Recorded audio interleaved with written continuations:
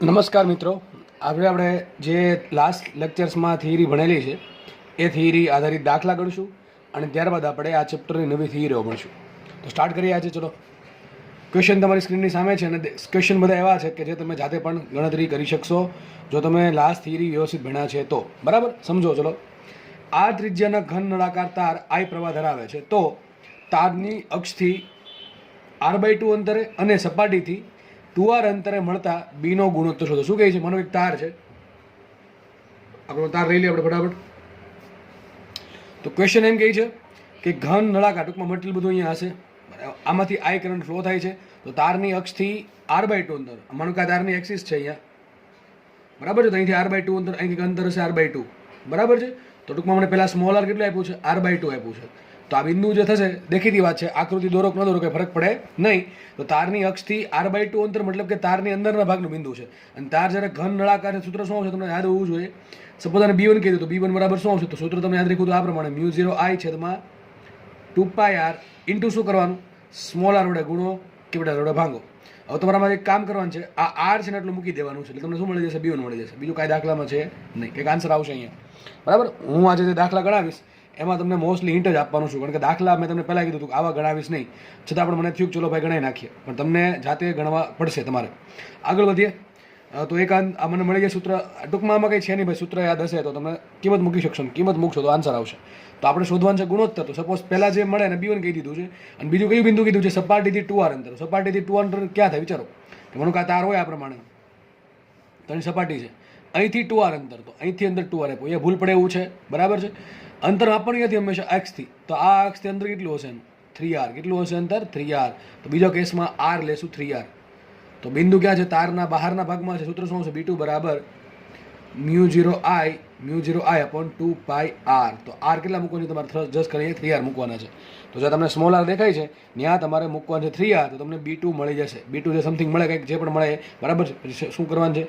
b1 ભાગ્યા b2. Simple દાખલાઓ ચાલે છે, આમાં કોઈ તકલીફ પડવી જોઈએ નહીં. અહીંયા ભૂલ પડવાનો ચાન્સ ક્યાં? અહીંયા છે. જો હંમેશા અંતર ક્યાંથી માપવાનું? અક્ષથી. જો આ અંતર ક્યાંથી તમને આપ્યું? અક્ષથી આપ્યું, પણ આ અંતર આપ્યું આપણને સપાટીથી. હવે તમે ઉતાવળ કરો આમાં તો ડેફિનેટલી આમાં 100% માર્ક્સ તમારા જાય જ, કારણ કે તમે જો અહીંયા સ્મોલ આર બરાબર એવું માની લો કે અંતર ભૂલથી વાંચી લો કે અક્ષથી અંતર છે 2r, તમે 2r મૂકો તો આન્સર ખોટો આવશે.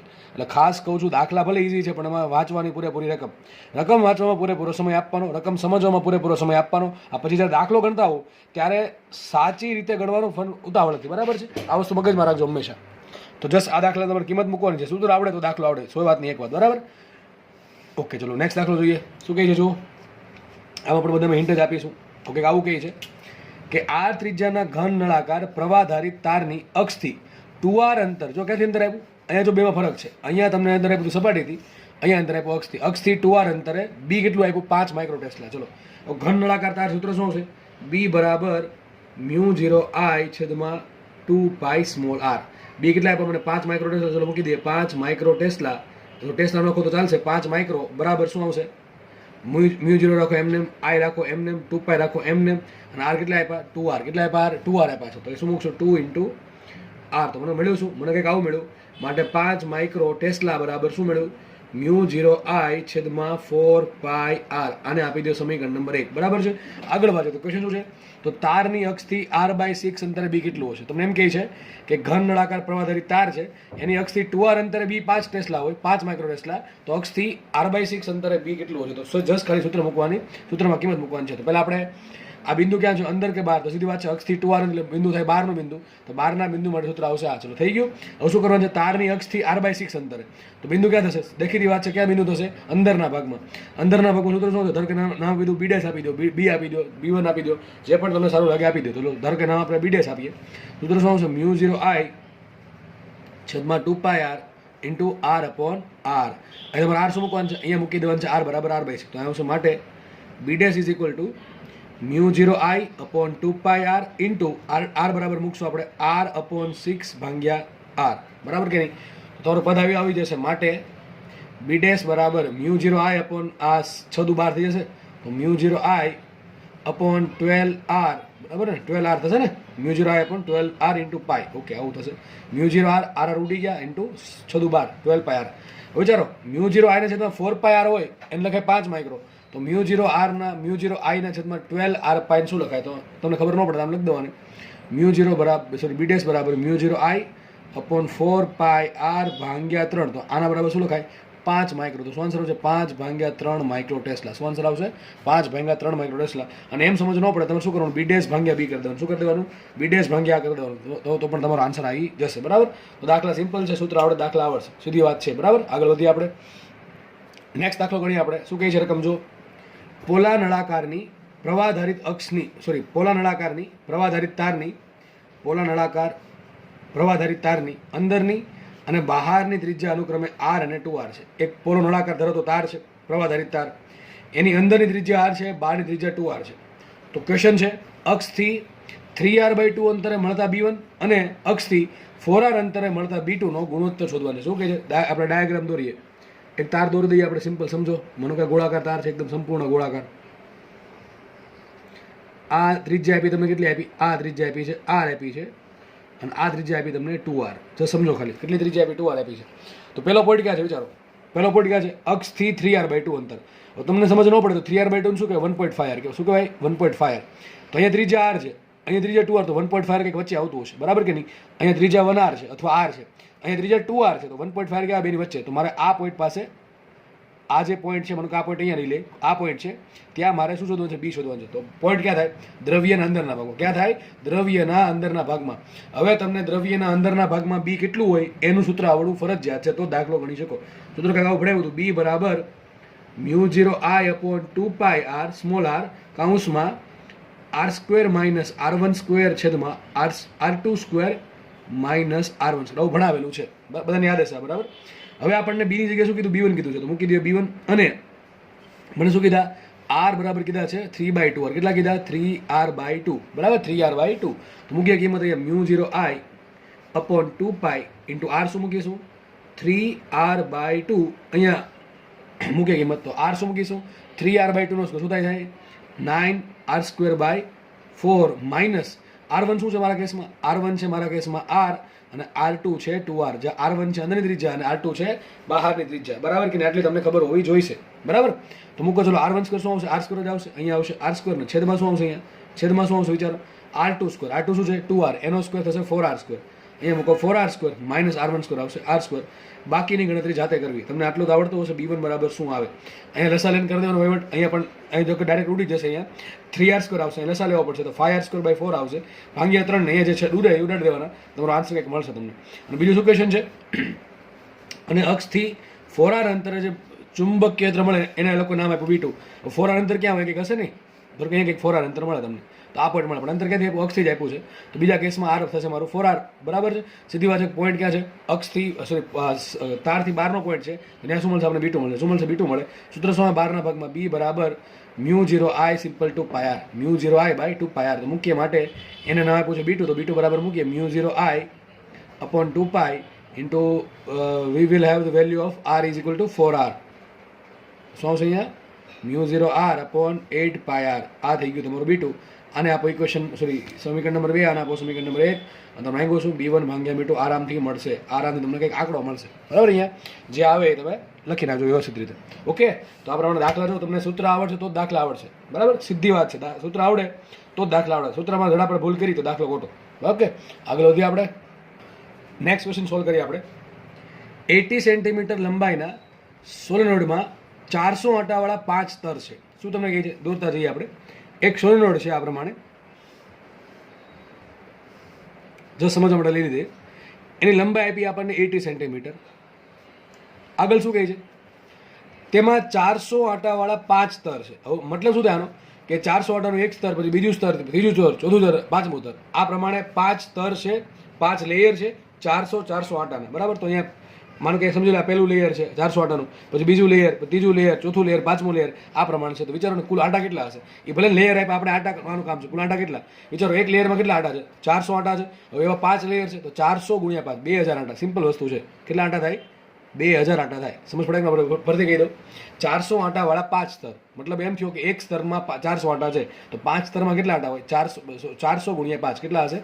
2000 આટા હશે, એવું કહેવા માંગે છે. તો લંબાઈ આપી 80 સેન્ટીમીટર અને એની જે આટા છે કુલ આપ્યા મને 2000, સોરી, બરાબર. આગળ લખે તેનો વ્યાસ આપ્યો 1.8 સેન્ટીમીટર. હવે વ્યાસ કેટલો છે? D is equal two 1.8 centimetre. ત્રિજ્યા કેટલી હશે? ત્રિજ્યા હશે 0.9 સેન્ટીમીટર.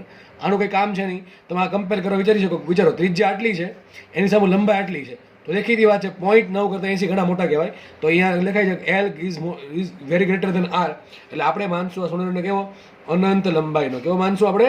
અનંત લંબાઈનો સોલેનોઇડ માનીશું. આગળ લખે છે એને પ્રવાહ વહે છે કેટલો? 8 એમ્પિયરનો પ્રવાહ. તો લખી નાખીએ I is equal two 8 ampere. આ બધી વસ્તુ મને રકમમાં આપેલી છે. તો ક્વેશ્ચન શું છે? સોલેનોઇડની અંદરના ભાગમાં બી શોધો. તમને ખબર પડી ગઈ કે ભાઈ લંબાઈ છે આ કરતાં ઘણા મોટા છે, એટલે આપણે આ સોલેનોઇડને કેવો ગણ્યો? અનંત લંબાઈનો ગણ્યો. તો અનંત લંબાઈનો સોલેનોઇડ માટે અંદરના ભાગમાં બી કેવું હોય? સરખું હોય. કઈ દિશામાં હોય? અક્ષની દિશામાં. અને મૂલ્ય શું આવશે? પહેલો ક્વેશ્ચન સોલ્વ કરીએ. અંદરના ભાગમાં બી કેટલું આવશે? વિચારો, બી બરાબર μ0 સિમ્પલ ni, μ0 ni. ચલો n શું આવશે? કેપિટલ N ઇન્ટુ I ભાગ્યા L. આવડે કે ન આવડે? આવું સિમ્પલ વસ્તુ આવડે કે ન આવડે? જસ્ટ તમારે કિંમત મૂકવાની છે. μ0 કેટલા હોય? 4 પાઈ ઇન્ટુ 10⁻⁷ લખી દો. ચલો, માટે બી બરાબર શું આવશે અહીંયા? 4 પાઈ ઇન્ટુ 10⁻⁷ ઘાત એસઆઈ એકમમાં. n કેટલા આપ્યા? 2000, એટલે 2 10 ની 3 ઘાત કરી શકો તમે.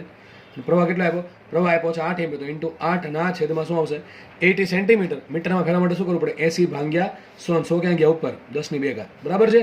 આ તમારો ટેસ્લામાં આન્સર આવી જશે. ચલો બીજો ક્વેશ્ચન સોલ્વ કરીએ. બીજો ક્વેશ્ચન એમ કહે છે સોલેનોઇડના છેડા પર બી બનો. ટૂંકમાં આ છેડો એટલે કે છેડા પરના બિંદુ પાસે, આ પોઈન્ટ પાસે કહે છે. કંઈ ચોખવટ ના પડે શું સમજવાનું તમારે? કે અક્ષ પરનું છેડા પરનું બિંદુ, અક્ષ પરનું છેડા પરનું બિંદુ. ટૂંકમાં આ પોઈન્ટ પાસે શોધવાનું છે. તો કંઈ ખબર ન પડે, આખી ખબર કે આ ખૂણો 90 ડિગ્રી બનશે અને ખૂણો કેટલો બનશે? 0 ડિગ્રીનો બનશે. સૂત્ર શું હતું? યાદ કરો, સૂત્ર કંઈક આવું હતું. બી બરાબર μ0 ni/2. શું હતું? μ0 ni/2. કઈ રીતે આવે? લખી દો. ચલો ને, cos θ1 પ્લસ cos θ2. cos θ1 શું આવશે? 90 ડિગ્રી પ્લસ cos θ2 શું આવશે? તો આ છેડો અંતર એટલે θ કેટલો આવશે? 0 આવશે. θ મૂકો 0, cos 0, તો શું આવશે? 0 + 1. એટલે સૂત્ર શું આવી ગયું? માટે બી બરાબર આવશે μ0 ni/2. તમારે કંઈ કરવાનું થતું નથી. આમાં શું કરવાનું છે? અહીંયા જે આન્સર મળ્યો કેટલો છે? μ0 ni. એનથી અડધો આન્સર અહીંયા આવશે. અગર કે આન્સર 10 આવે તો કેટલો આન્સર આવશે? 5. બસ સિમ્પલ વસ્તુ છે. તો અહીંયા જે આન્સર આવશે એ જ એના કરતાં અડધો આન્સર અહીંયા આવશે. ચલો હું હજી ક્વેશ્ચન સેટ કરી દઉં. ત્રીજો આવો છે, સોલેનોઇડની બહારના ભાગમાં બી. સોલેનોઇડના બહારના ભાગમાં બી કેટલું હોય? 0. કેટલું હોય? તમને ખબર છે આદર્શ સોલેનોઇડ માટે શું હોય? અંદરના ભાગમાં બી હશે, છેડા પર હશે. બાકી બહારના ભાગમાં કેટલું હશે? 0 હશે. કેટલું હશે? 0 હશે. બરાબર. આટલી વસ્તુ યાદ રાખવી. બરાબર. તો દાખલા પર સિમ્પલ છે. આવા દાખલા તમને આવડવા જરૂરી છે. નેક્સ્ટ ક્વેશ્ચન તમારી સ્ક્રીનની સામે છે. તમે ચાહત ધરાવતા હો જાતે પણ ગણી શકો છો. ચલો શું કહે છે જો, ટોરોઇડના કોરની અંદરની ત્રિજ્યા 25 સેન્ટીમીટર અને બહારની ત્રિજ્યા 27 સેન્ટીમીટર છે. શું કહે છે? આવું કહે છે. પેલા ટોરોઇડ નો દોર દેવાનું, મેંદુવડું. બરાબર છે. આ પ્રમાણે દોરી નાખીએ આપણે કંઈક ટોરોઇડ, જસ્ટ સમજવા માટે તમારે. તો કે આ દોરવું જરૂરી છે નહીં દર વખતે. જો દોરું એવું કાંઈ લખ્યું નથી. આ ત્રિજ્યા તમને R1 આપી છે અને બહારની ત્રિજ્યા આપી તમને R2.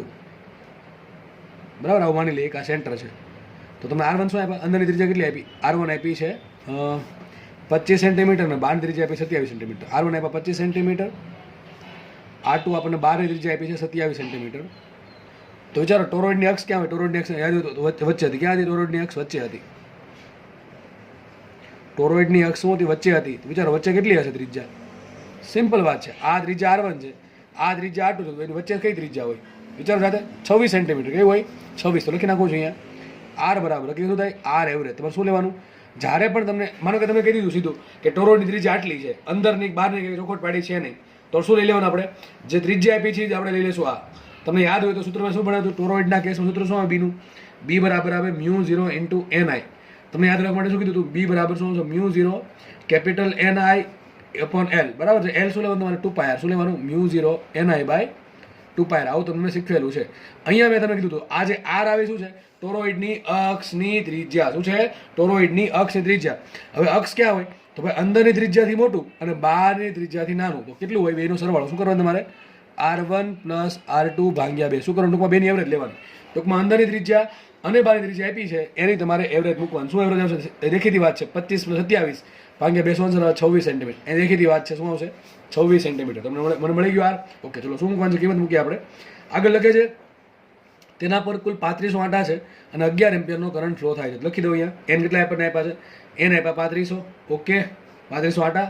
કરંટ કેટલો આપ્યો, કરંટ આપણને આપ્યો છે 11 એમ્પિયર અને ત્રિજ્યા મને મળી આર બરાબર 26 સેન્ટીમીટર એટલે 26/100 મીટર. બધી વસ્તુ મળી ગઈ. તો ક્વેશ્ચન એમ છે તો ટોરોઇડના અંદરના ભાગમાં, બહારના ભાગમાં અને અંદરના આજુબાજુના મુક્ત અવકાશમાં ત્રણ વસ્તુ એક અહીંયા પૂછ્યું છે, એક આ જે દ્રવ્ય છે એનો અંદરનો ભાગ પૂછ્યો અને આ જે મુક્ત અવકાશ છે અહીંયા અંદરનો મુક્ત અવકાશ ટૂંકમાં હવાવાળો ભાગ, આ ત્રણ જગ્યાએ તમારે બી શોધવાનું છે.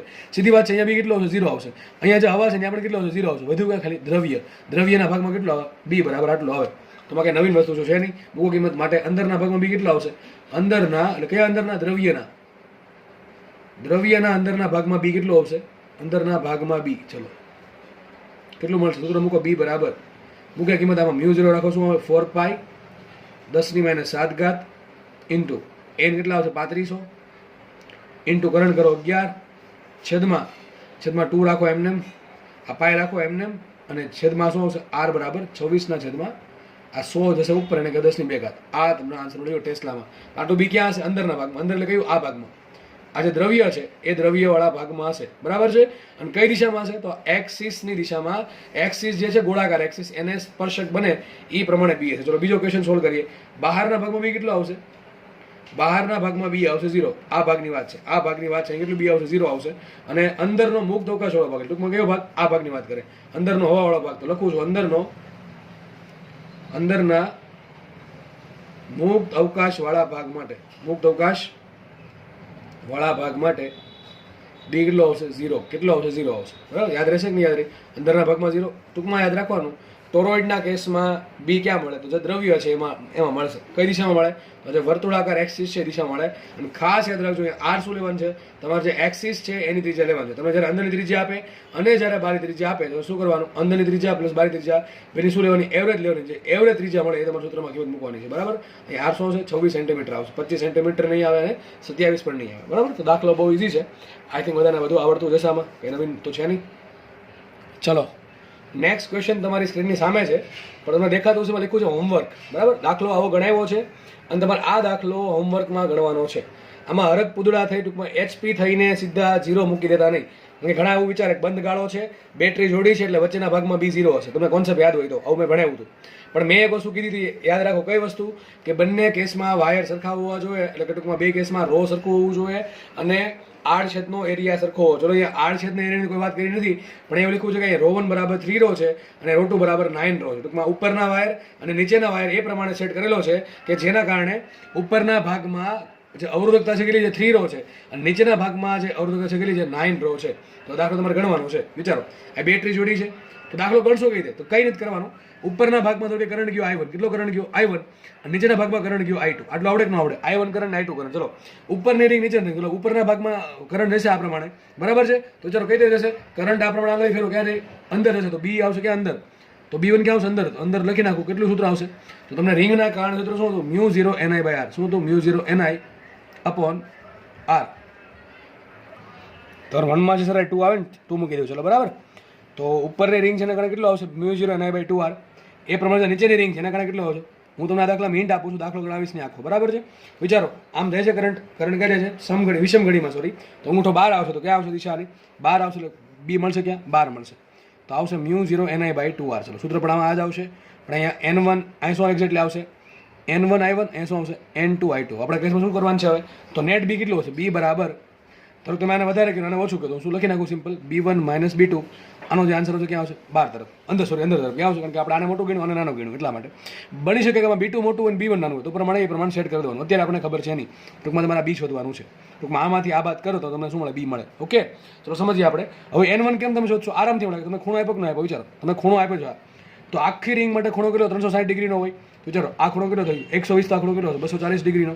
હવે ત્રિપદી મૂકો ચલો અહીં સાઈડમાં કે ભાઈ 360 ડિગ્રીનો ખૂણો હોય ત્યારે આટા કેટલા એક હોય, તો 120 ડિગ્રી. આપણે પહેલાં નીચેનું સુધી નાખીએ, 120 ડિગ્રીના ખૂણામાં આટા કેટલા સીધી ખબર પડી, n2 કેટલા આવશે. નીચેની રિંગ આને આપણે 1 કહી દઈએ છીએ, આને આપણે 2 કહી દઈએ છીએ. તો નીચેની રિંગમાં આટા કેટલા આવશે, n2 બરાબર આવશે 1/3.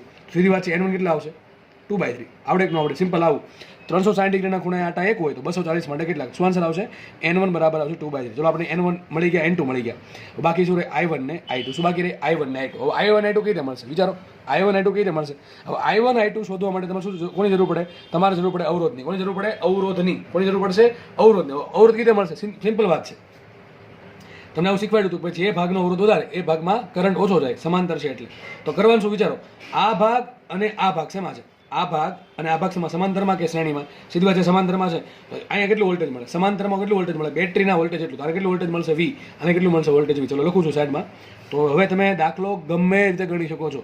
મેં તમને એક રીત કીધી, R1 સુધી નાખો, R2 સુધી નાખો, એના પરથી i1 i2 ના ભાગ પાડી નાખો I સ્વરૂપે, અને એમાં કિંમત મૂકી દો, તમારો આન્સર આવી જશે. અથવા હું જે કરાવું છું બીજી રીત. ચલો કઈ રીત? સિમ્પલ, કે V1 બરાબર શું થાય? V2 થાય. V1 બરાબર શું લખાય? i1 R1 બરાબર શું આવશે અહીંયા? i2 R2. શું આવશે? i1 R1 is equal to i2 R2. હવે કિંમત મૂકવાની છે. હવે લખવા આગળ વધીએ આપણે. i1 R1 શું લખાય? રો L અપોન એ. શું લખાય? રો L અપોન એ. ચલો લખું છું અહીંયા રો 1 L1 અપોન એરિયાની કંઈ વાત નથી કરતી, એ જ રાખું છું. ઇઝ ઇક્વલ ટુ શું આવશે અહીંયા? i2 rho 2 L2 upon area. સૂત્ર કયું આવ્યું? I બરાબર રો R બરાબર રો L અપોન એ ઉડાડી દે. શું કીધું અહીંયા? i1 rho 1 L1 is equal to i2 rho 2 L2. સમજો અહીંયા, સમજો. હવે તમે i1 આપણે રાખશું એમને. રો 1 શું આપ્યા મને? રો 1 આપ્યા 3 રો. અહીંયા આપ્યા રો 1 બરાબર 3 રો. લંબાઈ કેટલી હશે? વિચારો, આખી લંબાઈ માનો કે L છે, એમાં કેટલો ભાગ થાય? વિચારો ને, સીધી વાત છે. ખૂણો કેટલો? 240 ડિગ્રીનો છે. તો વિચારો, લંબાઈનો ત્રીજો ભાગ અહીંયા છે કે નહીં? અરે સિમ્પલ આટાવાળી જ વાત છે. આખી માનો કે આખી જે રિંગ છે, આખી રિંગ છે, એની લંબાઈ કેટલી? L છે. ભાઈ ખૂણો કેટલો બને છે? ખૂણો બને 120 ડિગ્રીનો. મતલબ શું જોઈએ? ત્રીજા ભાગની લંબાઈ અહીંયા છે, તો આ લંબાઈ કેટલી હશે? L/3. ઉપર કેટલી લંબાઈ હોય? 2L/3. આવું સિમ્પલ નોલેજ છે. આવડે કે ન આવડે? વિચારો, આપણે લંબાઈની કિંમત મૂકશું. હવે આખી રિંગ છે, આખી રિંગ, એની લંબાઈ માનો કે L છે, તો ખૂણો કેટલો બન્યો? 120 ડિગ્રીનો. તો આખો ખૂણો કેટલો હોય? 360 ડિગ્રી. એવું ન ખબર, આમ મૂકી દો. 360 ડિગ્રીના ખૂણા માટે લંબાઈ L હોય તો 120 ડિગ્રી માટે કેટલી આટા મળે? એ જ મળે, બરાબર કે નહીં? અથવા મેં તમને આવું શીખવાડ્યું હતું કે n પ્રપોર્શનલ ટુ શું હોય? L હોય. શું હોય? દેખીતી વાત છે, દેખાય છે. તો વિચારો, માનો કે કુલ લંબાઈ L છે, L1 બરાબર શું આવશે? L1 બરાબર શું આવશે? L/3. શું આવશે? L1 બરાબર L/3. બાકીનું બધું રાખો એમને. અહીંયા i2 રાખો એમને. રો 2 શું આવશે? રો 2 આવશે 9 રો. શું આવશે અહીંયા? 9 રો. ઓકે. L2 શું આવશે? L2 બરાબર, વિચારો, L2 બરાબર શું આવશે? L2 બરાબર આવશે, વિચારો, આ લંબાઈ થઈ ગઈ L/3. ઉપરની લંબાઈ કેટલી હશે? 2L/3. અહીંયા આવશે 2L/3. તો મને i1 i2 સંબંધ મળશે કે નહીં મળે? વિચારો, i1 હવે જો અહીંયાથી આ 3 ઉડી ગયા, ઉડી ગયા, આ 3 ઉડી ગયા. એ શું વધશે? Rho L. એ રો L અહીંયા ઉડી ગયું. શું વધે? ખાલી i1. ત્યાં ખાલી વધશે i1. i1 બરાબર શું આવશે? વિચારો, અહીંયા શું આવશે? 9 દુ 18. આ તો 3 9. શું આવશે? 6i2. આવડે કે ન આવડે? આવું આરામથી આવડે. જો અહીંયા i1 શું મળ્યા? 3 ઉડી ગયા, ત્યાં સુધી રોયલ ઉડી ગયું. અને 9 દુ 18 ભાગ્યા 3 6 થાય ન થાય? તો મને સંબંધ મળી ગયો i1 બરાબર 6 ટાઈમ i2. તો શું છે? i1 બરાબર 6 ટાઈમ i2. જો આપણને n1 ઓલરેડી મળી ગયા, n1 કેટલા લખી દઉં છું સાઈડમાં. ક્યાં લખશું આપણે? આ લખ્યું જ છે. n1 તમારે મૂકવાનું છે 2/3 અને n2 મૂકવાનું છે 1/3. એ n1 કેટલા મૂકવાનું છે? 2/3 અને n2 મૂકવાનું છે 1/3. ઘટે શું? i1 ને i2. હવે તમને i1 અને i2 નો સંબંધ મળી ગયો. i1 બરાબર શું મળ્યા? 6i2. કયો સંબંધ મળ્યો આપણે? v1 બરાબર v2 પરથી. દાખલો ઈઝી છે, પણ કોન્સેપ્ટ ખબર પડે તો, બરાબર છે. તો આપણે i1 બરાબર શું મળ્યા? 6i2. પરંતુ મને રકમમાં i1 i2 નથી આપ્યું, મને શું આપ્યું? રકમમાં i આપ્યું છે. તો મારો જવાબ i સ્વરૂપે હોવો જોઈએ. તો વિચારો, i ને બે ભાગ પડે. i બરાબર શું લખાય? i1 plus i2. બીજું સમીકરણ કયું છે? એક સમીકરણ કયું મને મળ્યું? એક સમીકરણ મને મળ્યું i1 બરાબર 6 ટાઈમ i2. અને બીજું સમીકરણ કયું છે? i બરાબર i1 પ્લસ i2. મૂકે કિંમત. ચલો, તો માટે i બરાબર એમને રાખો. i1 બરાબર શું લખીશું? 6 ટાઈમ i2 પ્લસ i2. તો 6 ને 1 7 શું થશે? માટે i2 બરાબર કેટલા આવશે? i ના છેદમાં 7 ભાગ. ટૂંકમાં કરંટ જે છે એનો 7મો ભાગ કયો છે? 7મો ભાગ i2 છે, બરાબર છે. તો i1 શું હશે? એના ગુણે છે. શું હશે? 6i/7. હવે આગળ તમને આવડવું જોશે. હવે તમને આગળ આવડજો. મેં તમને i1 i2 શોધતા શીખવાડી દીધા. i1 અહીંયા મૂકવાના, અહીંયા મૂકશો, અને i2 મૂકશો અહીંયા. બાકી બધું સરખું છે. μ0/2 r બેમાં સરખું, μ0/2 r એમાં સરખું. n1 કેટલા મૂકશો? n1 મૂકશો 2/3. કેટલા મૂકશો? n1 મૂકશો 2/3. i1 કેટલા મૂકશો? i1 મૂકશો 6i/7. અહીંયા n2 કેટલા મૂકશો? 1/3. અને i2 શું મૂકશો? i2 મૂકશો i/7. આ બધી વસ્તુની કિંમત b1 માં મૂકવાની, b2 મૂકવાની છે, બરાબર છે. હવે તમારે જોવાનું છે b1 મોટો આવે b2 મોટો આવે. એ તમને આંકડામાંથી ખબર પડી જશે b કોણ મોટું છે. જે મોટું હોય એમાંથી બીજું બાદ કરો, તમને શું મળશે? b મળશે. માનો કે b1 મોટું આવ્યું, તો b1 માંથી b2 બાદ કરો, b1 મોટું છે અને b અંદર છે, તો પરિણામી ક્યાં છે? અંદર તરફ આવશે. માનો કે ઊંધું થયું, b2 મોટું આવ્યું, b1 નાનું આવ્યું, તો b2 માંથી b1 બાદ કરશો અને પરિણામી ક્યાં આવશે? બહાર તરફ આવશે. આ તમને ખબર પડી જોઈએ. તો આવો ભવિષ્યમાં કોઈ પણ દાખલો પૂછે તમને આવડી જવો જોઈએ, એટલા માટે મેં તમને ગણાવ્યો છે, બરાબર કે નહીં? દાખલો સારો છે, થોડુંક જ કામ બાકી છે, એ તમે જાતે કરી શકો છો, બરાબર? આઈ થિંક તમે જાતે એટલું કરી શકશો, બરાબર છે. ઓકે, ચલો આપણે આગળ વધીએ. તો ઓકે, ચલો તો આમ તો આ ચેપ્ટરમાં આપણે અત્યાર સુધીમાં આમ તો 30 થી 40% ચેપ્ટર પૂરું કરી દીધું, બરાબર છે. તો મોસ્ટલી જે મેન ભાગ હતો એ પૂરો થઈ ગયો છે. એવું નથી કે બીજો ભાગ મહત્વનો નથી, એ પણ ભાગ મહત્વનો છે. પરંતુ જે દાખલાવાળો ભાગ હતો, જેથી દાખલા વધારે પૂછાય છે, એમ તો એક આ ભાગ અને છેલ્લે આવશે ગેલ્વેનોમીટર વાળો ભાગ, શન્ટ વાળો ભાગ, બરાબર. શન્ટ, એમીટર, વોલ્ટમીટર, એમાંથી દાખલા પૂછાય છે. તો આ બે ટોપિકમાંથી એક ભાગ આપણે પૂરો કર્યો, જેમાં આપણે અલગ અલગ પ્રકારની ભૂમિતિ હોય અને અલગ અલગ પ્રકારના વાયર હોય, રિંગ હોય કે સિમ્પલ સીધો વાયર હોય, બરાબર છે. તો એના કારણે અલગ અલગ પોઈન્ટ પર બી કેટલું મળે એ આપણે જોયું. એમ્પિયરનો સર્કિટલ નિયમ જોયો અને બાયોસાવરનો નિયમ જોયો. આ બધી વસ્તુ પરથી આપણે અલગ અલગ જગ્યાએ બી કઈ રીતે મળી શકે એના આપણે ઘણા બધા દાખલા સોલ્વ કર્યા, ઘણા બધા દાખલા, બરાબર છે. હવે આપણે એકદમ નવો જ ભાગ સ્ટાર્ટ કરશું આ ચેપ્ટરનો. અને એ શું છે કે ભાઈ આપણે એવું જોયું હતું, તમને યાદ હોય ચેપ્ટર નંબર 1 યાદ કરો, મેં આવું તમને શીખવાડ્યું હતું કે માનો કે કોઈ વિદ્યુત ક્ષેત્ર ઈ છે. આ વિદ્યુત ક્ષેત્ર ઈમાં કોઈ વિદ્યુત ભાર ગતિ કરો તો કેટલું બળ લાગે? F બરાબર Q. યાદ કરો શું હતું સૂત્ર? F બરાબર Q. તો આપણે આ ભણી ગયા છીએ, સદિશ F બરાબર Q એટલે સદિશ E હતું, બરાબર છે. કે ભાઈ E જેટલા વિદ્યુત ક્ષેત્રમાં Q વિદ્યુત ભાર પર કેટલું બળ લાગશે? સદિશ F બરાબર Q E બળ લાગે. તો હવે સેમ ક્વેશ્ચન આપણે થાય કે સર માનો કે કોઈ વિદ્યુત ભાર છે એ ચુંબકીય ક્ષેત્ર B માં ગતિ કરતો હોય તો કેટલું બળ લાગે? તો કેટલું બળ લાગે? આટલું બળ લાગશે. સૂત્ર ડાયરેક્ટલી તમારે યાદ રાખવાનું છે, બરાબર છે. તો ટાઇટલ શું છે? જો ચુંબકીય ક્ષેત્ર B માં સદિશ V જેટલા વેગથી ગતિ કરતા Q વિદ્યુત ભાર પર લાગતું બળ. શું ક્વેશ્ચન છે? ચુંબકીય ક્ષેત્ર B માં સદિશ V જેટલા વેગથી ગતિ કરતા Q વિદ્યુત ભાર પર લાગતું બળ શું હશે? સદિશ F બરાબર આવશે Q ઇન્ટુ સદિશ V ક્રોસ B. યાદ રાખજો, સદિશ F is equal two Q into V cross B. ફરજિયાત પહેલા V પછી B, બાકી બળની ડાયરેક્શન ઊંધી આવશે. વચ્ચે શું છે? ક્રોસ ગુણાકાર. શું છે વચ્ચે? ક્રોસ ગુણાકાર. યાદ રાખજો, બરાબર છે. વિચારો Q કેવી રાશિ? Q એક વિદ્યુત ભાર છે, એક સંખ્યા છે, એટલે એ પોતે અદિશ રાશિ છે. વેગ સદિશ રાશિ, B ચુંબકીય ક્ષેત્ર B સદિશ રાશિ અને બળ પણ સદિશ રાશિ. તો બે સદિશ રાશિ વચ્ચે ક્રોસ ગુણાકાર થઈને બળ મળે છે. તો વિચારો સિમ્પલ વસ્તુ છે, બળની દિશા ક્યાં હશે? તો સિમ્પલ વાત છે, આ Q તો એક સંખ્યા છે, વિદ્યુત ભાર છે, એટલે એની કઈ દિશા હશે નહીં. તો V ક્રોસ B ની જે દિશા હશે એ દિશામાં મારું બળ હશે. શું કહી દઉં? V cross B. V cross B કરવાનું, V ક્રોસ B ની જે દિશા મળશે એ દિશામાં બળ લાગશે, બરાબર છે. આ બળનું મૂલ્ય કેટલું? તો સિમ્પલ વસ્તુ છે, આ આપણે સંપૂર્ણ સૂત્ર છે, આ સૂત્ર સંપૂર્ણ છે. આમાંથી મૂલ્ય મળે ને આમાંથી દિશા મળે. તો આપણે મૂલ્ય દિશાની મેં વાત કરી, ક્યાં મળશે? V ક્રોસ B ની દિશામાં. અને મૂલ્ય કેટલે મળશે? તો Q તો એમ રહેશે. આનું શું થાય? ક્રોસ ગુણાકારનું મૂલ્ય કેટલું હોય? A ક્રોસ B નું મૂલ્ય શું હોય? AB sin θ. તો એ પ્રમાણે V ક્રોસ B નું મૂલ્ય શું આવશે? VB sin θ. તો મૂલ્ય આપણને મળી ગયું. કેટલું મળશે? F બરાબર Q VB sin θ. સૂત્ર મોસ્ટ IMP, બરાબર છે. આ કેવા શું માંગે? માનો કે કોઈ વિદ્યુત ભાર Q છે, એ V જેટલા વેગથી અમુક ખૂણે, કોની સાથે ખૂણો? B સાથે. માનો કે B સાથે 30 ડિગ્રીના ખૂણે, 90 ડિગ્રીના ખૂણે, 50 ડિગ્રીના ખૂણે, 45 ડિગ્રીના ખૂણે, 60 ડિગ્રીના ખૂણે, 0 ડિગ્રીના ખૂણે દાખલ થાય તો કેટલું બળ લાગે એના પર? F બરાબર Q VB sin θ. થીટા શું છે? ખાસ યાદ રાખો, થીટા શું છે? થીટા છે V અને B વચ્ચેનો ખૂણો. સીધી વાત છે, જેની વચ્ચે ક્રોસ ગુણાકાર થાય એની વચ્ચેનો ખૂણો હોય, બરાબર છે. તો યાદ રાખજો, આપણા કેસમાં V ક્રોસ B કર્યું છે તો સૂત્ર આવશે VB sin θ. અને VB sin θ માં થીટા જે છે એ શું છે? લખું છું અહીંયા, સદિશ V એન્ડ સદિશ B વચ્ચેનો ખૂણો કયો છે? ખૂણો થીટા છે. તમને બળ કેટલું લાગે? મળી ગયું. અને બળની દિશા મળી ગઈ, બરાબર છે. આ સાઈડમાં તમને મેં સમજાવવાનો પ્રયત્ન કર્યો, સમજો. જો માનો કે B આ પ્રમાણે છે અને કોઈ વિદ્યુત ભાર છે આમ દાખલ થયો, B આ પેનની દિશામાં છે અને વિદ્યુત ભાર છે ને આમ દાખલ થાય છે. માનો કે આમ પ્રમાણે દાખલ થયો. B કઈ દિશામાં છે?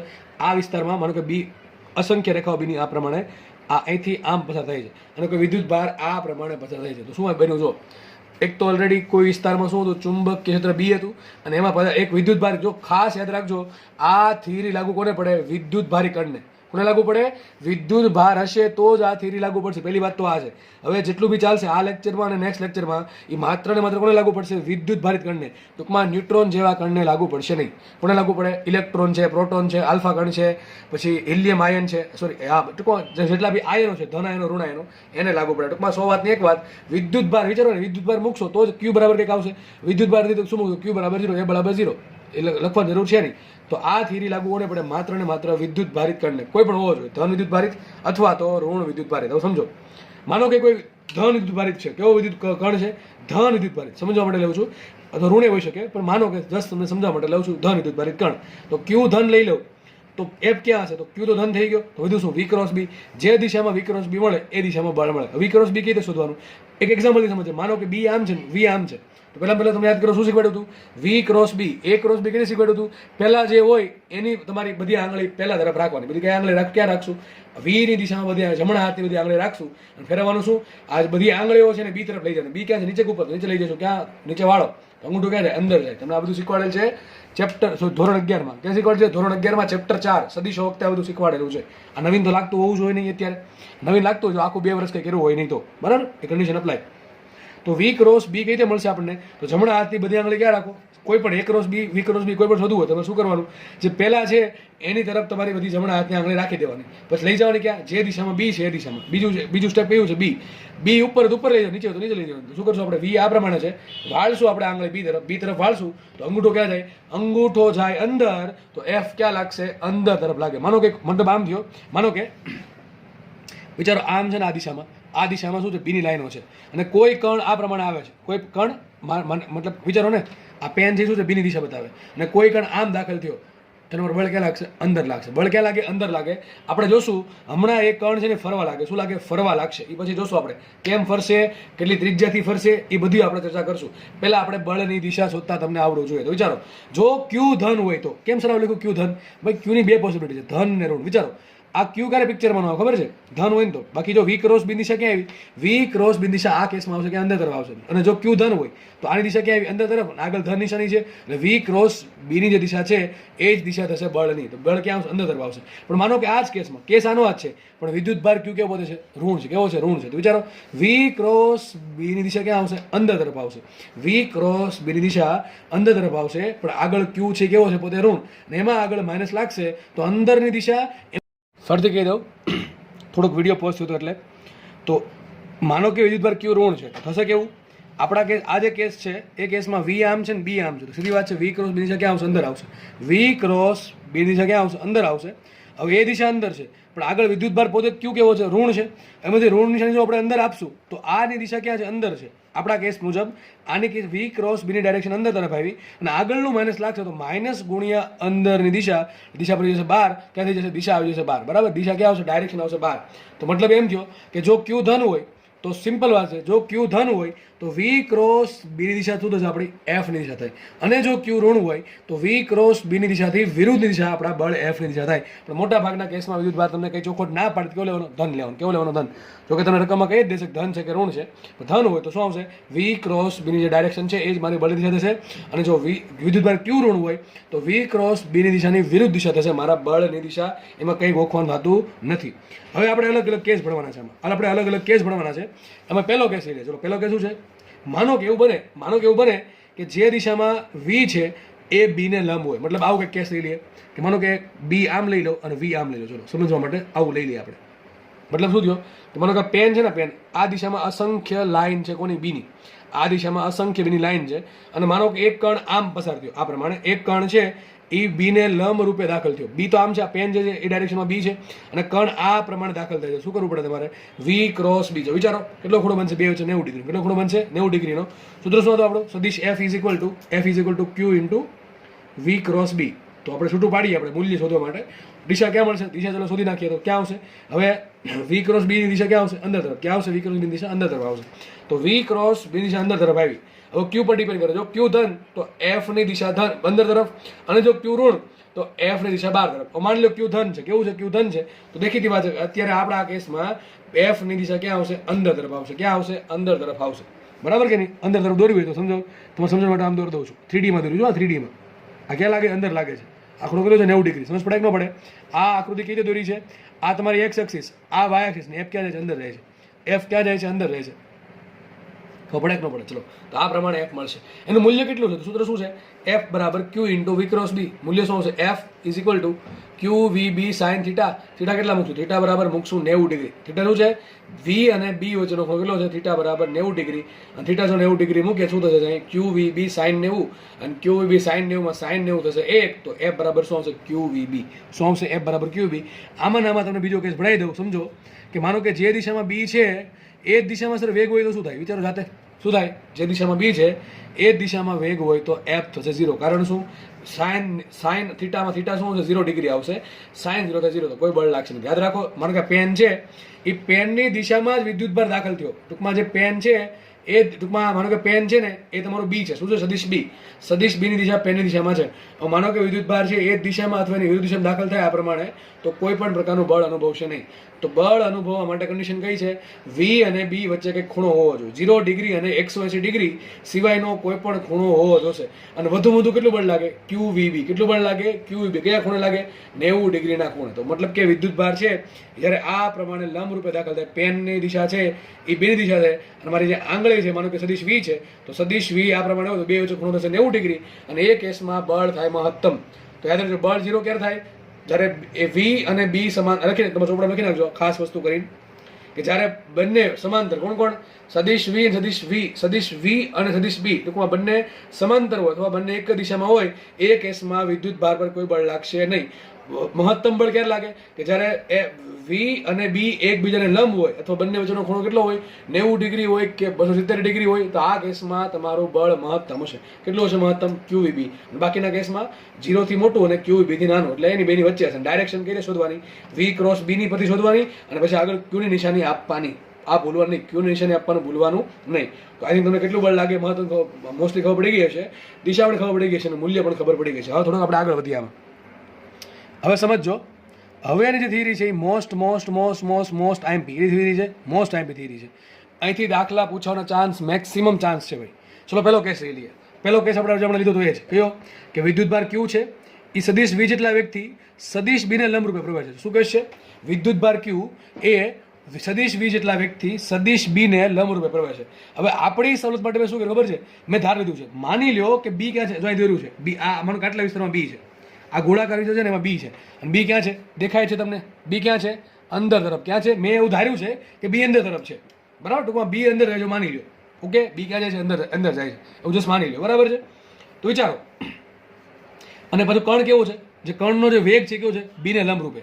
હવે B વિચારો, B આમ અંદર જતું વેગ ક્યાં હોય? આ પ્રમાણે આમ ગમે લઈ લો. હું તમને કહું કે આ B અંદર જાય છે, આ બધી લાઈન ક્યાં અંદર જાય છે? વિચારો, વેગ આમ હોય બધું ક્યાં અંદર હશે? પણ આમ ત્રાસો હોય તો આમ વિચારો, આમ ત્રાસો હોય તો એ થશે અમુક ખૂણે. પણ આપણો વેગ કેવી રીતે? આ પ્રમાણે કોઈ પણ રીતે વેગ લેશો હંમેશા કેવો થશે? B ને લંબ જ થાય. ખબર ન પડે થોડુંક વિચારીને જુઓ કે B ની બધી લાઈન ક્યાં જાય છે? અંદર જાય છે. મને કે તમારા આજે તમે જોવો છો અહીંથી આમ અંદર જાય છે, અને કણ આમ પસાર થયો, કેવો ખૂણો બને? 90 ડિગ્રીનો. સીધી વાત છે, કોમન સેન્સની વાત છે, કોમન સેન્સની, બરાબર છે? કોમન સેન્સ થોડીક યુઝ કરશો તો ખબર પડી જશે હું શું કહું છું. તો માની લો કે B આ પ્રમાણે અંદર છે, અને માનો કે કોઈ વિદ્યુત ભાર છે, માનો કે વિદ્યુત ભાર Q લઈ લો. કેટલો વિદ્યુત ભાર છે? Q. એ Q વિદ્યુત ભાર ગતિ કરતો બિચારો એને આમ જવું હતું, વચ્ચે શું છે? આ ભાગમાંથી પસાર થવું પડશે. થશે કેવું જોઈએ? એની કેવી હાલત થાય તમે જોજો, વિચારજો, બરાબર છે? તો ધીમે ધીમે આવી જે Q વિદ્યુત ભાર છે ધીમે ધીમે V જેટલા વ્યક્તિ ધીમે ગતિ કરતો ક્યાં પહોંચો? આ સદિશ B. શું છે? આ સદિશ B ને અંદરના ભાગમાં પ્રવેશો, ટૂંકમાં ચુંબકીય ક્ષેત્ર ધરાવતા વિસ્તારમાં પહોંચી ગયો.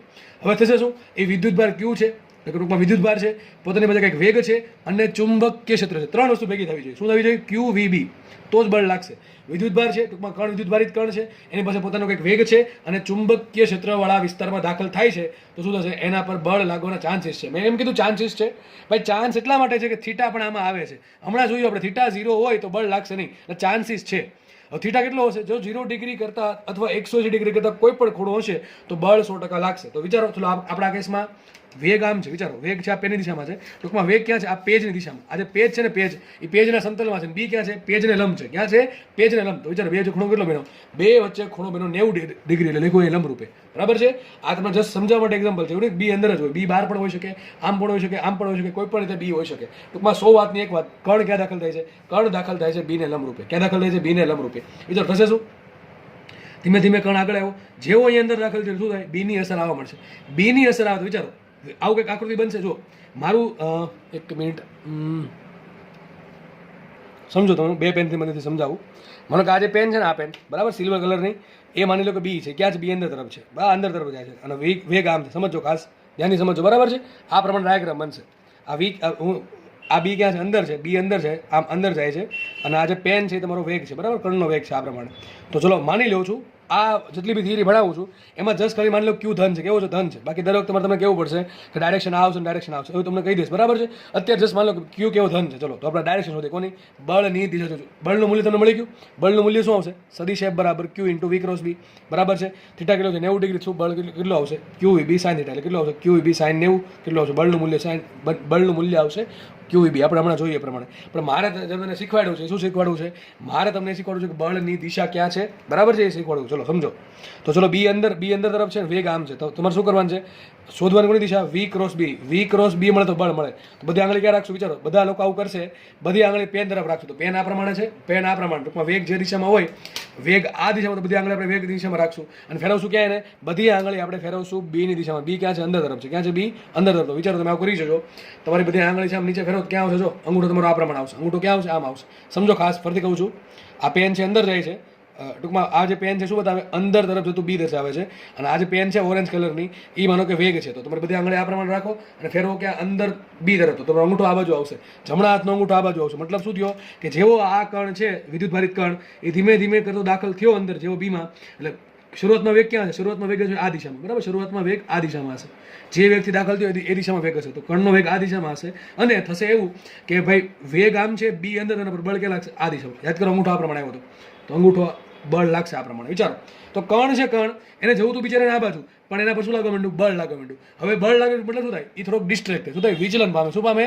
વિચલન પામે. તો જે દિશામાં જતો હતો એ દિશામાં થોડુંક વિચલન પામશે. તો શું કરશે? ધીમે ધીમે વિચલન પામશે. મને કે અહીંયા પહોંચ્યો. તો થયું કેવું? વેગ ક્યાં છે? વેગ છે આ દિશામાં, સ્પર્શક આ દિશામાં છે. ચલો માનો કે વેગ આ પ્રમાણે છે, બરાબર? વેગ આમ થઈ ગયો, કારણ કે આ જે બળ જે ખેંચશે ને, આ બી શું કરે? બળ લગાડશે. બળ ક્યાં લાગશે? અંદર તરફ લાગે છે. તો ટૂંકમાં ખેંચાણો, ટૂંકમાં આ બાજુ ખેંચાણો થશે. એવું તમારો વેગ આ બાજુ, માનો કે વેગ આ બાજુ થઈ ગયો, બી તો ક્યાં? બી નીચે છે. વિચારો, તમારી આંગળી બધી ક્યાં રાખો? હવે રાખો ક્યાં? બધી આંગળી, તમારી બધી આંગળી રાખો આ ઓરેન્જ પેનની દિશામાં, બરાબર? આ પ્રમાણે.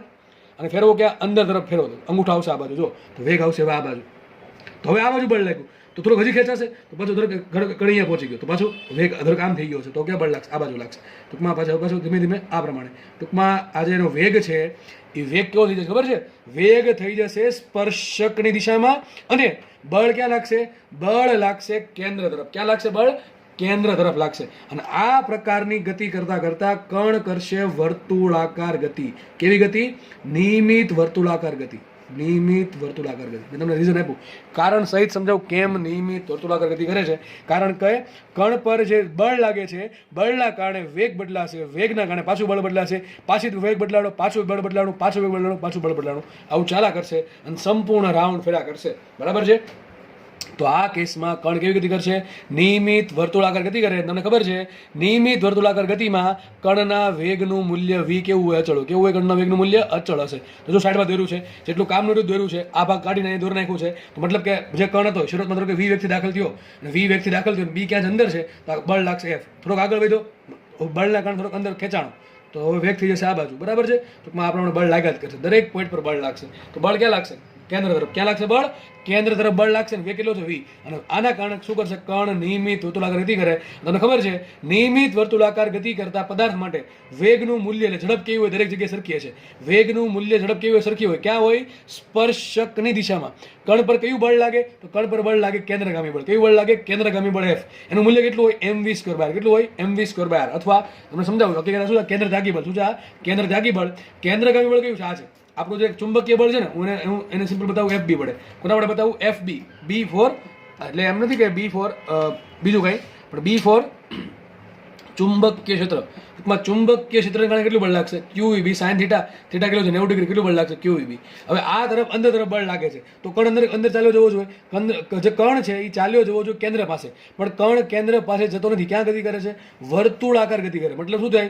એના પર અંદર કેન્દ્ર તરફ બળ લાગે તો બીજું એક બળ કેન્દ્ર ત્યાગી બળ લાગવું જોઈએ, જેને કીધું આપણે FC. તમને ખબર છે આ વસ્તુ, બરાબર? નિયમિત વર્તુળાકાર ગતિ કરતા પદાર્થ પર બે બળ લાગતા હોય. એક લાગતું હોય અંદર તરફ બળ અને એક લાગતું હોય બહાર તરફ બળ. તો અંદર તરફ કોણ ગતિ કરાવશે? QEB. બહાર તરફ કયું બળ લાગશે? mv². આ બે બળ કેવા હોય? સરખા હોય. આવું દરેક ચેપ્ટરમાં આપણે આવું કરીએ છીએ. જ્યાં પણ વર્તુળાકાર ગતિ કરતા હોય ત્યાં આપણે આને 100% યાદ કરીએ છીએ. બરાબર છે? તો આ કેસમાં જુઓ, અંદર તરફ કયું બળ લાગે છે? QEB.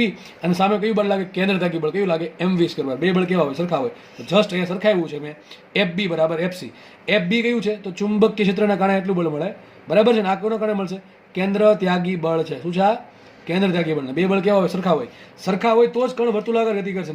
કેવી ગતિ? નિયમિત વર્તુળાકાર ગતિ. આ તમને ભણાવેલું છે બધું, બરાબર? આમાં નવીન લાગવું જોઈએ નહીં. બરાબર છે? શું કરવાનું? જસ્ટ આપણે ખાલી સરખાવવાનું છે. તો એક આવ્યું કેન્દ્ર ચુંબકીય ક્ષેત્રના કારણે કેટલું બળ આવશે? QEB sin theta. થીટા આવશે 90 ડિગ્રી. કેટલું વધ્યું? QEB. અને FC કેટલા આવશે? mv². તો સૂત્ર આવી ગયું QEB બરાબર mv². હવે તમે જુઓ, અહીંયા V, અહીંયા V. V ઉડી ગયો અને આપણે બનાવીએ R ને કરતા, તો મને મોસ્ટ મોસ્ટ આઈએમપી સૂત્ર મળી ગયું ભાઈ. જી વાળા જેટલા બી લોકો એક્ઝામ આપવા જાય છે એના કોઈકના ભાગમાં ડેફિનેટલી આ સૂત્ર આધારિત દાખલો આવશે ને આવશે. અને નીટમાં તો પૂછાવાની 100% સંભાવના છે, બરાબર બધું ઓકે. તો ભાઈ આ સૂત્ર બહુ જ આઈએમપી સૂત્ર છે, પણ ક્યારે લાગુ પડે યાદ રાખજો. કોને લાગુ પડે? ક્યારે? જ્યારે વેગ અને બી એકબીજાને લંબ હોય તો. અને બીજી વાત, અહીંયા આપણે જે મેં શું કહેવાય આજે ડાયાગ્રામ બધા દોરવાનો પ્રયત્ન કર્યા છે, ટૂંકમાં જે 3D ડાયાગ્રામ છે મેં 2D બતાવવાનો પ્રયત્ન કર્યો. તો જુઓ, કણનો વેગ આ પ્રમાણે હતો, કણનો વેગ આ પ્રમાણે હતો. આ બી ક્યાં છે ખબર છે? બી આમ નથી, આમ ત્રાસું નથી, બી અંદર છે, બરાબર. આ બી ક્યાં છે? અંદર છે. તમને દેખાવું જોઈએ, આવી ફિલિંગ આવી જોઈએ. આ વેગ છે અને બી ક્યાં છે? અંદર છે. આમ વેગ અંદર, વેગ સોરી આ બહાર છે, વેગ આ પ્રમાણે છે, આ ઓરેન્જ પેની ડાયરેક્શનમાં, બી ક્યાં છે? અંદર છે. અને બળ ક્યાં લાગશે? બળ લાગશે વિચારો, આમ લાગશે, બળ લાગશે આ બાજુ. તો યાદ રાખો, આ કેસમાં ત્રણેય વસ્તુ એકબીજાને લંબ થાય. કઈ વસ્તુ વિચારો? વેગ ક્યાં છે? વેગ ઓરેન્જ પેની દિશામાં. તમારી જે પેન છે એટલે પેન શું બતાવે છે? આ નીચેની પેન છે શું બતાવે છે? નીચેની પેન, આ નીચેની પેન શું બતાવે છે? સદિશ વિધાન. અહીંયા આ દિશામાં શું હશે? આ દિશામાં બળ. ત્રણેય વસ્તુ કેવી થઈ ગઈ? એકબીજાને લગતું. જો લખ્યું છે અહીંયા, આ કેસમાં સદિશ વી લંબ સદિશ બી સદિશ છે. ત્રણેય વસ્તુ કેવી છે? એકબીજાને કેવી હશે? લંબ હશે. કેવી હશે? લંબ હશે. યાદ રાખજો.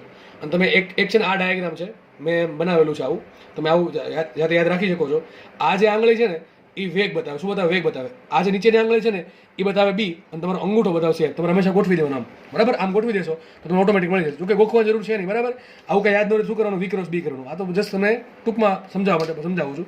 આવી આકૃતિ બનાવવાની. આપણે પહેલાં કેમ આવું બનાવ્યું હતું આગળના કેસમાં કે તાર હોય તો આ પ્રમાણે તાર છે તો પ્રવાહ આ પ્રમાણે ગોઠવવાનો, અને આંગળી શું બતાવે? ચુંબકીય ક્ષેત્ર બી. અને પેલી રિંગમાં શું કરવાનું? રિંગમાં છે જે પ્રવાહ છે કોણ બતાવશે? આંગળી બતાવશે અને અંગૂઠો બતાવશે બી, બરાબર. આ કેસમાં ક્યુ વી બી સોરી ત્રણ વસ્તુ છે, વી બી ને એફ. વી બી એફ કઈ રીતે બતાવશે? આ પ્રમાણે આંગળી, આ પ્રમાણે વિચારવાનું. આ ત્રણેય આંગળી બીજાને લંબ, બરાબર. આ પ્રમાણે અંગૂઠો, આ પહેલી આંગળી જે મિડલ ફિંગર છે, મિડલ ફિંગર, બરાબર. એ મિડલ ફિંગર શું બતાવે? બીની દિશા. આ જે ફર્સ્ટ ફિંગર છે, બરાબર છે, શું કે ખબર નહીં મને ઇંગ્લિશમાં, ભૂલી ગયો ચલો. તો આજે પહેલી આંગળી છે શું બતાવશે? તમને બતાવશે સદિશ વી. અને જે અંગૂઠો છે તે થંબ છે શું બતાવશે? સદિશ એફ બતાવશે. યાદ રહેશે કે યાદ રહી? આવું ગોખવાની જરૂર છે નહીં, બરાબર. તો આપણે આ કેસ જુઓ. આ કેસમાં તમે આંગળી ગોઠવો ચલો. તો વેગ ક્યાં છે? આમ છે. બી ક્યાં છે? અંદર છે. તો તમે આ પ્રમાણે ગોઠવો. આ પ્રમાણે તમે આંગળી ગોઠવશો તો બી જાય છે અંદર, વી છે સાઈડમાં, તો તમારો અંગૂઠો ક્યાં આવશે? જો આ પ્રમાણે આવશે. પણ આ આકૃતિ લાગુ પડશે કોને? ધન વિદ્યુત ભારને. કોને લાગુ પડશે? ધન વિદ્યુત ભારને. કેમ આવું કીધું? જો માનો કે પહેલેથી ખબર છે કે આપણો વિદ્યુત ભાર ક્યુ ઋણ છે, એવો છે ઋણ. ચલો વિચારે તો શું થાય? ચલો તો ફટાફટ વિચારો. જો તો તમારી વી આ પ્રમાણે તો બી આ પ્રમાણે તો હવે ક્યુ કેવો છે? ક્યુ કેવો છે? ઋણ. ચલો ક્યુ ઋણ છે તો પેલા આપણે શું કરી નાખીએ? વી ક્રોસ બી શોધે. ચલો વી ક્રોસ બીમાં વી આમ બધી આંગળી ક્યાં રાખશું? વી તરફ, સોરી પેન વી તરફ, અને ફેરવશું ક્યાં? બી તરફ. તો તમારો અંગૂઠો આ બાજુ આવશે તો તમારો વી ક્રોસ બી દિશા ક્યાં આવી? આ બાજુ આવી. વી ક્રોસ બી દિશા આ બાજુ આવી, આ બાજુ આવે છે, બરાબર. આ બાજુ આવે છે. પણ આ ક્યુ કેવો છે? આગળનો ક્યુ ઋણ છે તો આ દિશા થઈ ગઈ માનો કે આ બાજુ, પણ આગળનો ઋણ નિશાન આપશો દિશા થઈ જશે આ બાજુ, બરાબર. તો ટૂંકમાં બળ ક્યાં લાગશે? આ બાજુ લાગશે. તો હવે આ કેસમાં માનો કે વિદ્યુતભાર ક્યુ ધન હોત તો જો આ પ્રમાણે ફરત આમ ફરવાનું ચાલુ કરે. ક્યુ ધન તો આમ ફરશે. પણ માનો કે ક્યુ કેવો છે? ઋણ છે. ક્યુ કેવો છે? ઋણ છે. તો વી આમ છે, બી અંદર છે, વી ક્રોસ બી દિશા આમ છે, પણ આગળનો ક્યુ ઋણ છે બળ ક્યાં લાગશે? આમ લાગશે. તો કણ ક્યાં ફરશે? આમ ફરશે. કણ ફરશે આ રીતે. એટલો ફરક પડે. કણ ક્યાં ફરશે? સમઘડી ફરશે કે વિષમઘડી ફરશે? કોણ નક્કી કરે? ત્રણ વસ્તુ, ક્યુ વી બી.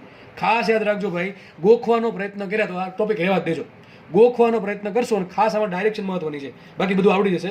ડાયરેક્શન ગોખવાનો પ્રયત્ન કરશો તો તમારા માર્ક્સ 100% રહેશે આમાં, બરાબર છે. તો સીધી વાત છે કે વી આ પ્રમાણે છે, વી આ પ્રમાણે છે, બી અંદર છે તો વી ક્રોસ બી આવશે ઉપર, અને જો ક્યુ ધન હશે તો કણ આ પ્રમાણે ફરશે, આ ઉપર તરફ ફરશે, બરાબર. અને કઈ દિશામાં? વિષમઘડી. ક્યાં ફરશે? વિષમઘડી દિશામાં. અને માનો કે ક્યુ પોતે કેવો છે? ઋણ છે. તો શું થાય? વી આમ છે, બી અંદર છે તો વી ક્રોસ બી આવશે આ બાજુ, પણ ક્યુની ઋણ નિશાને આપશું તો બળ લાગશે આ બાજુ, બરાબર છે. ટૂંકમાં યાદ રાખો, બળ આમ આ બાજુ આવ્યું. ટૂંકમાં બળ છે ને કેન્દ્ર બળ છે. શું બળ કેવું બળ છે? કેન્દ્રગામી બળ. તો વિચારો, બળ આમ બળ ઉપર આવ્યું મતલબ શું થાય? કેન્દ્ર ઉપર છે તો કણ આમ ભરે. માનો કે બળ નીચે આવ્યું મતલબ કેન્દ્ર કે નીચે તો કણ આમ ભરે. ગોખો નથી, આમ યાદ રાખવાનું છે. માનો કે બળ આ પ્રમાણે તમારે બળ આ પ્રમાણે આવે છે મતલબ શું થાય? કેન્દ્ર અહીંયા છે કણ ક્યાં ભરશે? કણ આમ ભરશે. માનો કે બળ છે તમારું આ પ્રમાણે આવે છે તો કેન્દ્ર ક્યાં છે? બળ શું બતાવે? સોરી બળ શું બતાવે? કેન્દ્ર બતાવે. તો કેન્દ્ર અહીંયા છે પણ આ પ્રમાણે ભરશે. આવડે કે ન આવડે? એવું આરામથી આવડે. તો જો અહીં બળ ક્યાં છે? ઉપર તરફ છે તો ઉપર તરફ કેન્દ્ર હશે તો કણ આ પ્રમાણે પડશે. બળ ક્યાં? બળનું તીર શું બતાવે? ટૂંકમાં યાદ રાખો, બળ કયું બળ છે? આ કેન્દ્રગામી બળ કહેવાય. શું બતાવે? કેન્દ્રગામી બળ. અને કેન્દ્રગામી બળની દિશા ક્યાં હોય? કેન્દ્ર તરફ હોય. ટૂંકમાં જે બળની દિશા છે એ જ કેન્દ્રની દિશા છે. તો કેન્દ્ર મળે તો તમને વર્તુળ મળે કે ન મળે? આરામથી મળે.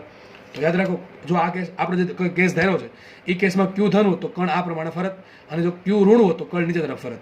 બે કેસમાં ફરશે કેવું? વર્તુળાકાર. કેવું ફરશે? વર્તુળાકાર. આઈ થિંક તમને થિયરી સમજ પડવી જોઈએ. બરાબર છે. આ શું બતાવ્યું છે કે વેગ આમ છે, બળ ઉપર તરફ છે, ને બી ક્યાં છે? અંદર તરફ છે. બી ક્યાં છે? અંદર તરફ છે બતાવે છે. બરાબર. આ સમજ ન પડે તો આ 3D ને 2D માં દોર્યું છે મેં. આ બધા ખૂણા કેટલા છે? 90 ડિગ્રીના. કેટલા ખૂણા છે? 90 ડિગ્રીના ખૂણા છે. તો આઈ થિંક તમને સૂત્ર મહત્વનું છે, યાદ રહી ગયું છે. અને આ કેસમાં બળ કેમ લાગશે, કઈ રીતે લાગશે, કઈ દિશામાં લાગશે, અને કણ શું કામ વર્તુળાકાર ગતિ કરે છે, તમને એટલી આઈડિયા આવી જવો જોઈએ. અને કણ ક્યારે ઉપર ફરે, કણ ક્યારે નીચે ફરે, એ તમને બધી ખબર પડવી જોઈએ. સૂત્ર આપણે કયું મળી ગયું? mv r બરાબર mv/qb. ફરજિયાત યાદ રાખવાનું. સૂત્ર શું આવશે? r શું આપે? r શું આપે ખબર? આજે તમે જે વર્તુળાકાર માર્ગ છે ને ત્રિજ્યા આપે. શું આપે? કહેવાનું રહી ગયું મને. શું છે આમાં? r શું છે? વર્તુળાકાર માર્ગની ત્રિજ્યા. ટૂંકમાં કણ છે એ અંદર દાખલ થયો, એના પર બળ લાગશે. બળ કેવું છે? કેન્દ્રગામી બળ. કેન્દ્રગામી બળના કારણે શું થાય? કણ વર્તુળાકાર ગતિ કરે, અને વર્તુળાકાર ગતિ કરીને જે વર્તુળાકાર માર્ગ બનાવશે એ વર્તુળાકાર માર્ગની ત્રિજ્યા કેટલી હશે? r = mv/qb. આપણે આ સૂત્રને થોડુંક આગળ વધારીએ તો જુઓ, આ આપણો વર્તુળાકારમાં અમે છે ને જેટલું કામનું રીત દોર્યું છે, આ આપણો વર્તુળાકાર માર્ગ છે. કણનો વેગ ક્યાં છે? યાદ રાખો. તમારે શું કરવાનું? ટૂંકમાં આ ગતિ કઈ છે? નિયમિત વર્તુળાકાર ગતિ. કઈ છે? નિયમિત વર્તુળાકાર ગતિ. તમારે વેગ ક્યાં છે? સ્પર્શકની દિશામાં. કણ પર કયું બળ લાગતું હોય? કણ પર બળ લાગતું હોય કેન્દ્રગામી બળ કયું લાગશે? કેન્દ્રગામી બળ લાગશે FB, અને બહાર લાગશે કેન્દ્રદાગી બળ કયું? FC. બે કેવા હોય? સરખા હોય. અને એને બેને સરખા સૂત્ર શું લેવા આપણે? r = mv/qb. શું લેવા? r = mv/qb. આટલી ખબર પડી ગઈ? તમને પ્રશ્ન પૂછાય કે આમાં કેન્દ્રગામી પ્રવેગ કેટલો? તો શું આવશે? v²/r. કેટલો હોય? v²/r. ટૂંકમાં એમ કાઢી નાખો તમને શું મળે? પ્રવેગ મળે. સીધી વાત છે. બળના સૂત્રમાંથી તમે દળ કાઢી નાખો તમને શું મળે? કેન્દ્રગામી પ્રવેગ મળે. એમાં કઈ ગોખવાની વાત છે નહીં. તો વિચારો, આના પરથી મેં સૂત્ર સાબિત શું કર્યું? r = mv/qb. પરંતુ કણનો વેગ કેટલો? v. કણનું દળ કેટલું? m. તો mv શું કહેવાય? વેગમાન કહેવાય. શું કહેવાય? વેગમાન. તો લખ્યું છે અહીંયા p = mv = વેગમાન. શું કહેવાય? p = mv = વેગમાન. તો આ કેસમાં શું કહેવાય ખબર છે? mv = શું મૂક્યું? p મૂક્યું. શું મૂક્યું? p શું છે? લખી દઉં છું. p છે વેગમાન. શું છે? p વેગમાન. આવી સેમ વસ્તુ તમને યાદ હશે. ક્યાં કીધી આપણે? યાદ કરો. દ બ્રોગલી તરંગ લંબાઈ. બરાબર છે. દ્રવ્યમાન અને વિકિરણનો દ્વૈત સ્વભાવ. તમને ચેપ્ટર યાદ હોવું જોઈએ. ત્યાં તમને દ્ર બ્રોગલી તરંગ લંબાઈ સમજાવી હતી, અને ત્યાં મેં એમ કીધું હતું કે સૂત્ર મોસ્ટ આઈમ્પી છે. ત્યાં પણ આવા દળના, વેગના, વેગમાનના, ગતિ ઉર્જાના અને કોના વોલ્ટેજના સૂત્ર ભણાવ્યા હતા. સેમ ટુ સેમ સૂત્ર આવા જ કંઈક હતા. એ સૂત્ર બધાએ ફરજિયાત વાંચવાના છે. અને આ સૂત્ર અને એ સૂત્ર બેને કમ્પેર કરવાના છે. બેમાં શું ફરક છે યાદ રાખજો. બે સૂત્રમાંથી કોઈ એક સૂત્રનો દાખલો 100% તમારા નસીબમાં, ભાગમાં આવશે ને આવશે. 100% આવશે. બરાબર. કે એ ટોપિક આ એમપી છે. મેં અહીંયા એવું કીધું હતું મોસ્ટ એમપી. અહીંયા પણ કહું છું મોસ્ટ એમપી. બરાબર. આ ટોપિક બહુ એમપી છે, અને આમાંથી દાખલો તમારા ભાગમાં 100% આવી શકે. બરાબર છે. તો ખાસ યાદ રાખજો. ચલો આપણે આગળ વધીએ. અત્યારે mv બરાબર શું હતું? p હતું. p શું છે? વેગમાન છે. બરાબર. તો લખી નાખો p = p/qb. તો r બરાબર આવું પણ લખાય p/qb. આવું ક્યારે વાપરશું? તમને વેગ બનાવ્યું આ વાપરવાનું. જ્યારે તમને વેગ આવે સૂત્ર શું વાપરીશું? mv/qb. જ્યારે મને વેગમાન આવે સૂત્ર વાપરીશ p/qb. અને તમને ખબર છે આ ટાઈપના દાખલામાં શું કરે? ગુણોત્તર પૂછે. શું પૂછે? ગુણોત્તર. કે ભાઈ એક આલ્ફા કણ છે અને એક પ્રોટોન છે. એક આલ્ફા કણ છે અને એક પ્રોટોન છે, અને બંનેનું વેગમાન સરખું છે. અને બંને માટે b સરખું છે. તો બંનેની ત્રિજ્યાનો ગુણોત્તર શોધો. તો શું આવશે અહીંયા? rp/r alpha. કોના પર ડિપેન્ડ કરે? બે માટે p સરખું, બે માટે b સરખું. તો r પ્રપોર્શનલ ટુ થઈ ગયું 1/q. જેનો વિદ્યુત ભાર મોટો એને r નાનું. બરાબર. હવે મને તમને આ દાખલો એમ પૂછી નાખે કે આલ્ફા કણ છે ને પ્રોટોન કણ છે, બેના વેગ સરખા છે. તો વેગ સરખા છે તો હું આ સૂત્ર વાપરીશ, વેગવાળું. તો તમને ખબર છે આવી સેમ વસ્તુ મેં દ બ્રોગલી તરંગ લંબાઈમાં શીખવાડેલી છે. બરાબર. દત્તમાં કે ક્યારે સૂત્ર ક્યારે વાપરવું, કયું સૂત્ર ક્યારે વાપરવું તમને ખબર પડવી જોઈએ. લેમડાનું એ પણ ત્યારે કીધું તું. જ્યારે વેગ આપે તો v વાળું, વેગમાન આપે તો p વાળું. અને તમને ખબર છે હવે વેગમાન આવી ગયું, દળ આવી ગયું, વેગ આવી ગયું, તો ત્રીજી વસ્તુ આવે કઈ? ગતિ ઉર્જા. તમને ખબર છે સૂત્ર શું? ગતિ ઉર્જાનું ½ mv², અથવા કયું આવે? કે બરાબર શું આવશે? m વડે ગુણો m વડે ભાંગો. શું થશે? p²/2m. આ બધી તમને ખબર હોવી જોઈએ. તો p² બરાબર શું આવશે? Twice mk. અને p બરાબર શું આવે? √2mk. આ બધું તમને ખબર જ હશે એવું માનું છું. તો આપણે કામ કરીએ. આ જે સૂત્ર છે એમાં p બરાબર શું લખી નાખું? √2mk. સેમ વસ્તુ લખી છે. p²/2m બરાબર k. તો p બરાબર શું આવશે? √2mk. તો સેમ સૂત્ર અહીં મૂકી દઉં છું. p ને કે શું મૂકી દઉં? √2mk. તો આ સૂત્ર મારું આવી ગયું છે ગતિ ઉર્જામાં. આ ક્યારે વાપરવાનું? ગતિ ઉર્જાની વાત કરે. તમે એમ કે એક આલ્ફા કણ છે ને એક પ્રોટોન છે, બેની ગતિ ઉર્જા સરખી છે, તો કઈ નહીં, આ સૂત્ર આપણે વાપરશું. ટૂંકમાં જેનો ઉલ્લેખ કર્યો રકમમાં એ સૂત્ર આપણે વાપરવાનું થાય. તો 4 સૂત્ર આવશે. એક આવ્યું વેગનું, એક આવ્યું વેગમાનનું, એક આવ્યું ગતિ ઉર્જાનું, અને ચોથું તમને ખબર છે કયું આવશે? વોલ્ટેજનું. સેમ યાદ કરો.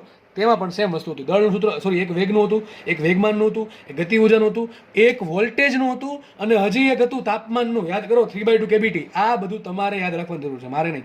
બરાબર છે? એમાં કુલ 5 સૂત્ર હતા. ધ બ્રોગલી તરંગલંબ એમાં કુલ 5 સૂત્ર હતા. વેગ આપે તો વેગવાળું, વેગમાન આપે તો વેગમાનવાળું, ગતિ ઉર્જા આપે તો ગતિ ઉર્જાવાળું, તાપમાન આપે તો તાપમાનવાળું અને જો વોલ્ટેજ આપે તો વોલ્ટેજવાળું. હજુ આમાં એક આપણે બાકી છે, આમાં તાપમાન નહીં આવે. બરાબર? કારણ કે અહીંયા આખો પદાર્થ છે મોટો. બરાબર? તો અહીંયા આવશે √2mk/qb, √2mk/qb. હવે તમને ખબર છે ચેપ્ટર 2 W બરાબર શું હોય? Q delta V. Delta V શું કહેવાય? PD. યાદ કરવા શું કહેવાય? PD યાદ હશે તમને. બરાબર? તો હું સિમ્પલ લખી નાખું W બરાબર Q ઇન્ટુ V. V ને PD લખી નાખું. શું લખી PD લખી નાખું છું?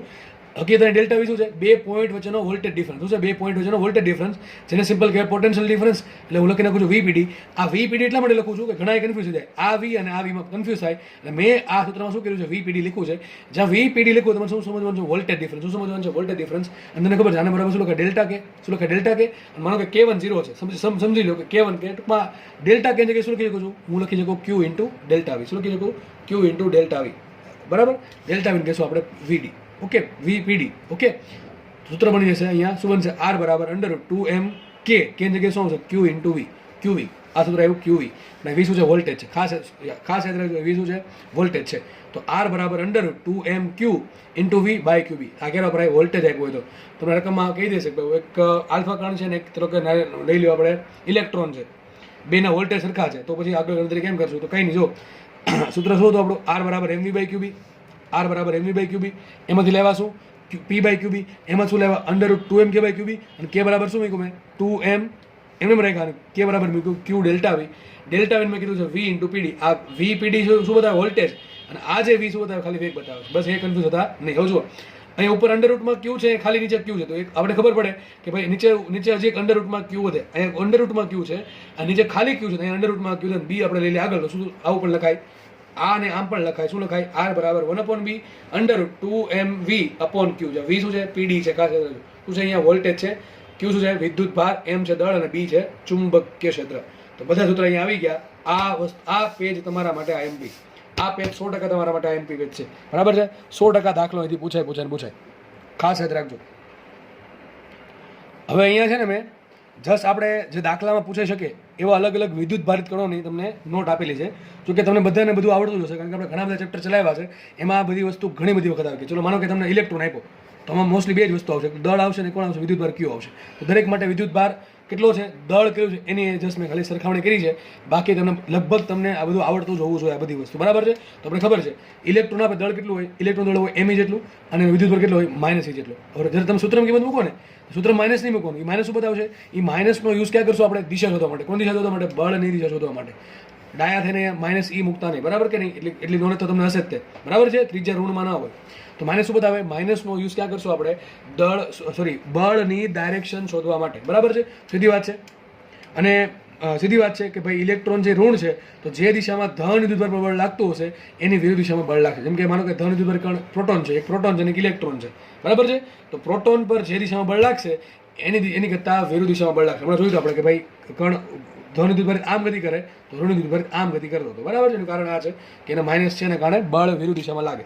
આગળ લઈ લઈએ આપણે પ્રોટોન. ચલો પ્રોટોન માટે ખબર છે તમને પ્રોટોનનું દળ કેટલું? MP હોય અને વિદ્યુતભાર કેટલો હોય? +E હોય. તો M/Q કેટલા આવશે? MP/E. અને સૂત્ર શું છે? R બરાબર me/Q. આ બધી તમને ખબર છે. આલ્ફા માટે દળ કેટલું હોય? 4mp. બરાબર? આલ્ફા શું છે? Helium nucleus He+2. બરાબર કે નહીં? He+2. સોરી, અહીંયા આવશે 2, અહીંયા 4 આવશે ને? Okay, He2+4. બરાબર છે કે નહીં? ઓકે, તો હવે ટૂંકમાં ધન આયન છે. શું છે? ધન આયન છે. હિલિયમ ન્યુક્લિયસને શું કહેવાય? હિલિયમ ન્યુક્લિયસને આલ્ફા કણ કહેવાય. ઇલેક્ટ્રોન આવે નહીં તો આલ્ફા કણનું દળ તમને ખબર છે કેટલું હોય? 4mp. વિદ્યુત કેટલો? +2. ચલો આગળ વધીએ. આ તો તમને યાદ જ હોવું જોઈએ.